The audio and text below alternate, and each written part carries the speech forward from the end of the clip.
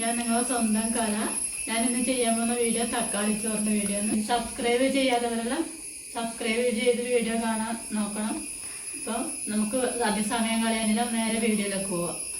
ഇപ്പം ഞാൻ ഈ തക്കാളി ചോറ് ഉണ്ടാക്കാൻ എനിക്ക് കറി വെക്കാനൊന്നും സമയമില്ല. എന്തെല്ലോ തിരക്കിൽപ്പെട്ടു. ഇപ്പോൾ ഭക്ഷണം കഴിക്കുന്ന നേരം ആവാനായി. അപ്പോൾ ഞാനും മോളും കൂടി പറഞ്ഞു, നമ്മൾ തക്കാളി ചോറ് ഉണ്ടാക്കിയാൽ മതി ഓർമ്മോള്. അപ്പോൾ ഞാൻ തക്കാളി ചോറുണ്ടാക്കാന്ന് വെച്ചു. കൈമ റൈസാണ് ഞാൻ എടുത്തിന്. അല്ലെങ്കിൽ പൊന്നിയരിയോ അങ്ങനത്തെ അരികളെല്ലാം എടുക്കാം. ഞാൻ ഇന്ന് ഇവിടെ കൈമ റൈസ് കൊണ്ടുവന്നതുണ്ട്. അപ്പോൾ അതുകൊണ്ട് ഇതെടുക്കും. കുറച്ച് വേവാകുമ്പോൾ ഇതിനകത്ത് കോരി മാറ്റണം.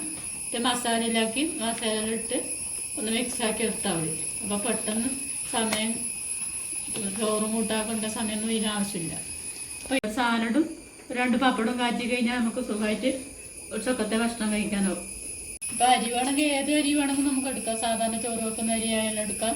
അപ്പം ഞാനിവിടെ ഈ അരി ഉള്ളതുകൊണ്ട് ഇതെടുത്തു എന്ന് മാത്രം. ബസ്മതി റൈസിലാക്കും. ബസ്മതി റൈസിലാക്കും. നമ്മളിപ്പോൾ അതങ്ങനെ ഇത് ഉണ്ടാക്കണം എന്ന് വിചാരിച്ചു നിന്നായിരുന്നു. അപ്പം ഇന്ന് പെട്ടെന്ന് ഇന്നത്തെ സാഹചര്യത്തിൽ ഇത് ഉണ്ടാക്കാമെന്ന് വിചാരിച്ചല്ലേ. ഇതിപ്പോൾ നമ്മൾ മുഴുവനായിട്ട് ഈ അടുപ്പത്തുനിന്ന് വേവിക്കാൻ പാടില്ല. ഒരു 3/4 വേവാകുമ്പോൾ നമ്മളത് അടുപ്പത്തുനിന്ന് കോരി മാറ്റണം. കോരി മാറ്റി തണിഞ്ഞതിന് ശേഷമാണ് മസാലകൾ ഇട്ടിട്ട് നമ്മളൊന്ന് മിക്സാക്കി എടുക്കുന്നുണ്ട്. ഇവിടുന്ന് വേവുന്ന സമയം നമുക്ക് ഇതിന് വേണ്ടുന്ന മസാല തയ്യാറാക്കാൻ പോവാം.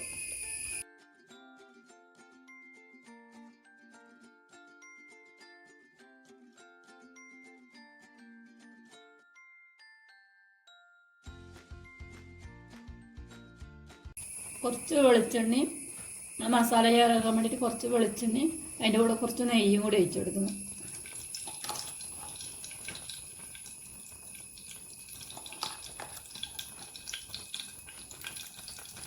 നമുക്ക് ഇതിനകത്തൊക്കെ കടുക് ഇട്ടെടുക്കാം.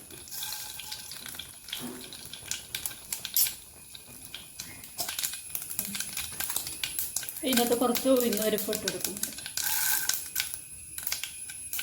3 ചുവന്ന മുളക് നടുകെ കൂടെ മുറിച്ചിട്ട് വെച്ചു.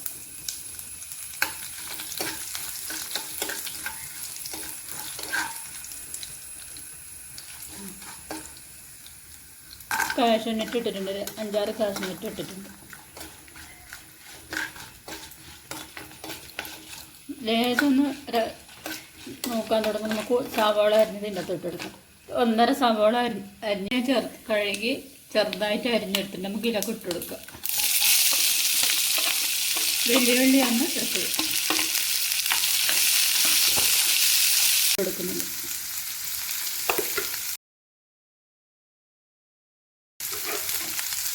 കുറച്ച് ഉപ്പ് ഇട്ടെടുക്കുന്നുണ്ട്.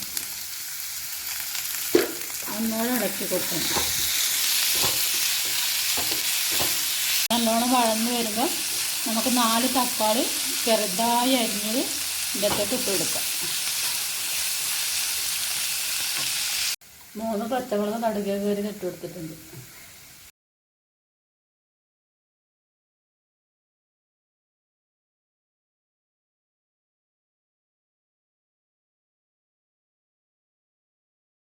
ചോറെല്ലാം വെന്ത് പാകമായിട്ടുണ്ട്. നമുക്ക് കോരിയെടുക്കാം.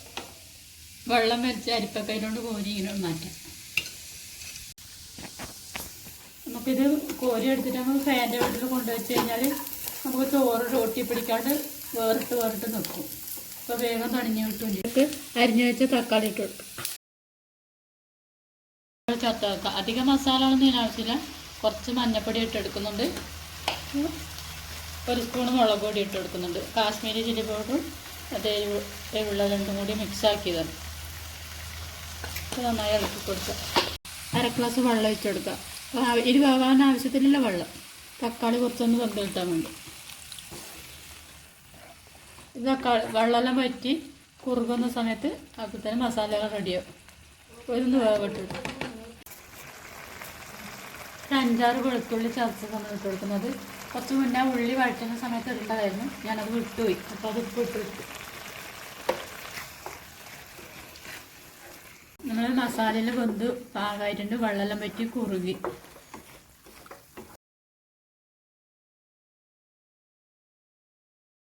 നെയ്യ് ഒഴിച്ചതുകൊണ്ട് ഇപ്പോൾ നമുക്കിതിന് മസാലക്കാർ ടേസ്റ്റ് കിട്ടും. അപ്പോൾ നെയ്യും പിന്നെ വെളിച്ചെണ്ണ എടുത്തു. അപ്പോൾ വെളിച്ചെണ്ണ ഇങ്ങനെ കിരിഞ്ഞ് വന്നപ്പോൾ നമുക്ക് ഇതിൻ്റെ അകത്തേക്ക് വേവിച്ച ചോറിട്ട് കൊടുക്കാം. നമുക്ക് ഇതിൻ്റെ അകത്ത് ചോറിട്ട് കൊടുക്കാം. ഞാൻ ഫാൻ്റെ വീട്ടിൽ വെച്ചിട്ടാണ് വേഗം തിരക്കുള്ളതുകൊണ്ട് ഫാൻ്റെ വീട്ടിൽ വെച്ച് ഇതിൻ്റെ വെള്ളമെല്ലാം വലിച്ചെടുത്തു. അപ്പോൾ ചോറ് കഴിഞ്ഞിട്ടുണ്ട്.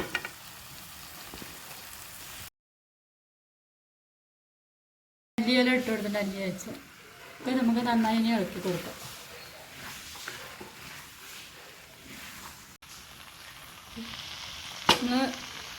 തക്കാളി ചോറെല്ലാം ഇടി നമ്മൾ മസാലയും ചോറെല്ലാം ഇട്ട് ഇളക്കുമ്പോൾ അധികം ഒന്ന് ഇളക്കി കൊടുക്കാൻ വേണ്ടി നമ്മൾ ചോറങ്ങ് ഉടഞ്ഞാവും. അപ്പോൾ അധികം ഒന്ന് ഇളക്കി കൊടുക്കേണ്ട, എല്ലാം കൂടി ചെറിയതായിട്ടൊന്ന് മിക്സാക്കി കൊടുത്താൽ മതി.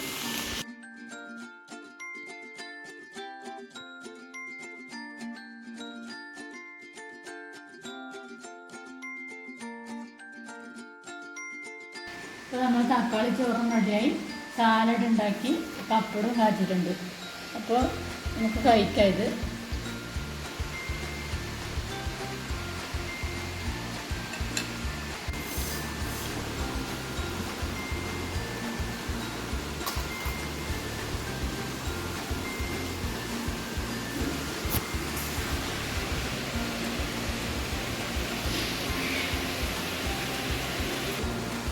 അപ്പോൾ നമ്മൾ തക്കാളി ചോറെല്ലാം നല്ല ടേസ്റ്റായി വന്നിട്ടുണ്ട്. സാലഡ് വളരെ ജോലിക്കുണ്ട്.